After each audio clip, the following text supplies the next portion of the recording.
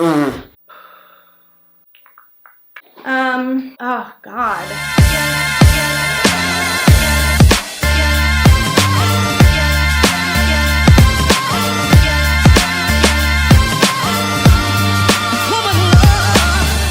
Happy Wednesday.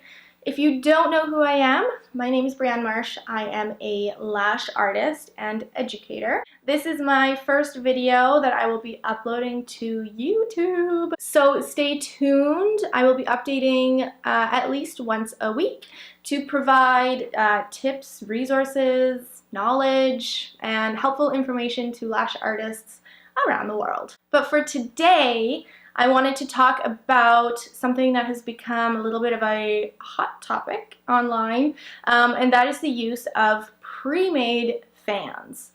Now, if we go way back in history, like 10 years ago, when eyelash extensions were first started, they were not the healthiest thing to get done. They used, and mind you, not everybody used this, but it was more popular for sure, but they used cluster lashes. Now, cluster lashes is exactly that. It's just a big cluster of lashes. It is nothing like the fans that we make now. And at the base of them, it's quite chunky. It's almost like a big block.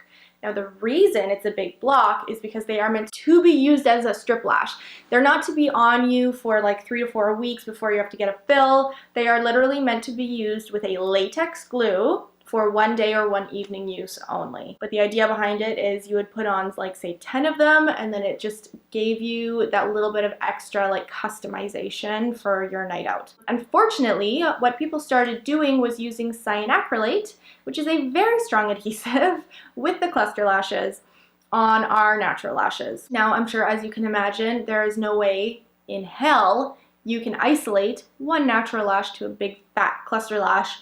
So they are, of course, incredibly damaging. Unfortunately, quite a few people have had this happen to them. It can cause permanent damage to the hair follicle, meaning it may never actually grow back or grow back the same. And even when a natural lash is plucked prematurely, it can take up to 8 weeks for it to grow back. And again, it can just grow back as a little short, sad stub. So moving on.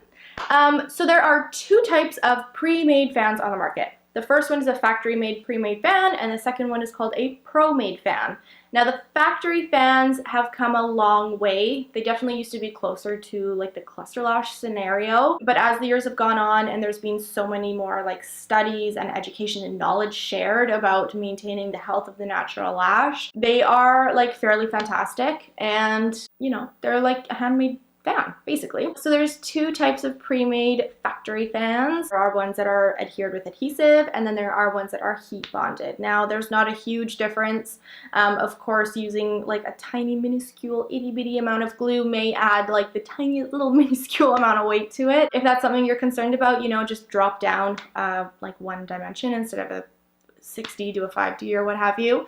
The other type is heat bonded, so they are almost just like melted together at the tip, so there is no additional weight. They have come so far, but the problem is there are still manufacturers and suppliers that are selling some that are just too heavy for the natural lash. Like, no matter how healthy and strong someone's natural lash health is, like they're just too heavy and they will cause damage. For example, I have seen 0.10 millimeters in like a 6D. Now, we all know the maximum would be a 3D, and even then, that's fairly heavy. That would be the same as a 0.20 classic extension, which, you know, it's not really used anymore. So the most you would really want in there is a 2D.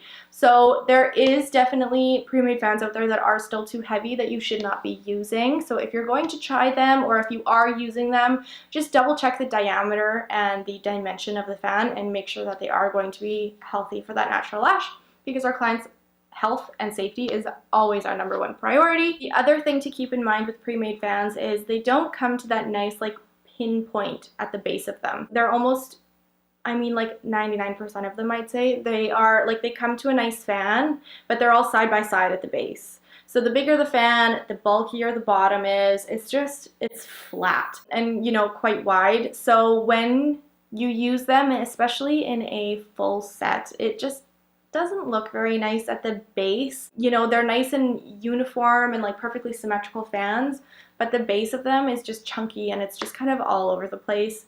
The other problem with that is even with proper placement, close to but away from the lash line, because they're flat and they're kind of pushing up on each other in weird ways, they can also irritate the skin along the lash line. So just something to keep in mind. Also, even though they are like perfectly symmetrical and like literally will give you the perfect set, they just don't look as nice as handmade sets. I don't know why, but I can pick two apart like my life depends on it. A big part of it totally could be the bases. It's just something about it just gives it away that, oh, those are pre-made fans. Not that there's anything wrong with that. Some people love the ease of pre-made fans. That's totally fine. Just in my personal opinion, handmade fans are just nicer. Now the other type of pre-made fan, this is newer, I'd say probably within about the last year, but really took off in the last like 6 months, are Promade fans. Now Promade fans are fans that are professionally made by artists instead of in the factory and by a machine or what have you. These are essentially the same as when you crystallize your own volume fans and use them for later. Beautiful, they look great. Unlike the pre-made fans, they do come to that nice sharp point at the very base of them, so they do look a lot better. Again, you just want to make sure that you are checking the diameter and dimension. Typically what I've seen is because it's like artists who are making them, they are an appropriate dimension to weight ratio. The downside of them though is the price. Now some people can totally justify the price because say they're doing a volume set, and with handmade fans, you know, it takes them 2.5 to 3 hours, but with pre-made fans it's like an hour and a half. So if you can justify the price, great, that's fantastic.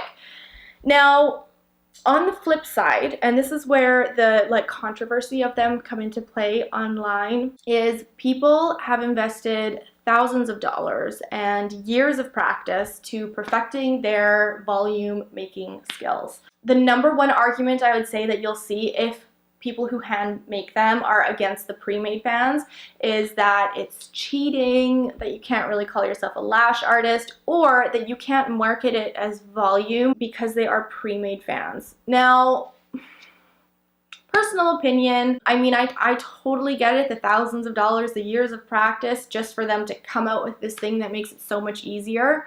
But it's just one of those things, like, yeah, it's frustrating, but at the end of the day, like, does it matter? For me, and I think for a lot of people, there's just something about a handmade set that is aesthetically pleasing, and you just get that uniformity and cohesiveness along the whole set because they're all made by you, and you have your own personal style and preferences and mapping and all of that sort of stuff. I know that some people who are new to volume will use pre-mades for like half of their set so that they can get every lash lashed without, like, say, spending 6 hours on it. I get it. I get the thought process behind it.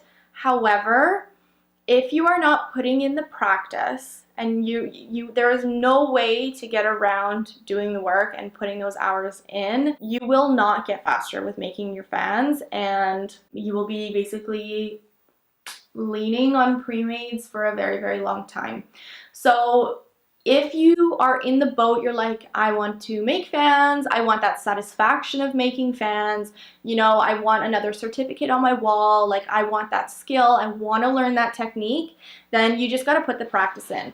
However, if you're doing that and, you know, you're practicing your fans, you're watching TV at night, your kids are in bed, whatever is going on and you're practicing fans, learn how to crystallize.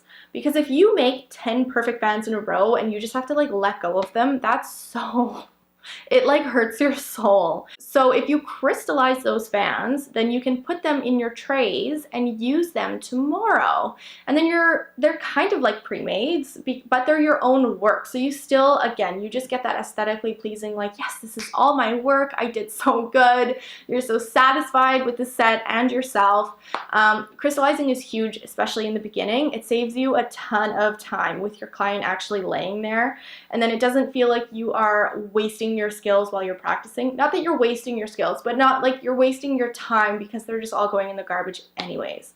So that will kind of give you like a leg up, putting your practice in for learning that technique and really mastering that technique, while at the same time not having your client lay there for like 4 or 5 hours. So that is the video for today. I know that there's a lot of confusion about pre-made, promade, handmade. Everyone is going to have their own personal opinion, and in that regard, I say there is no reason to get heated or call other lash technicians names, or say that they're not true lash artists, or that they're lazy or cheating. It's never nice to go that route and try to drag somebody else down.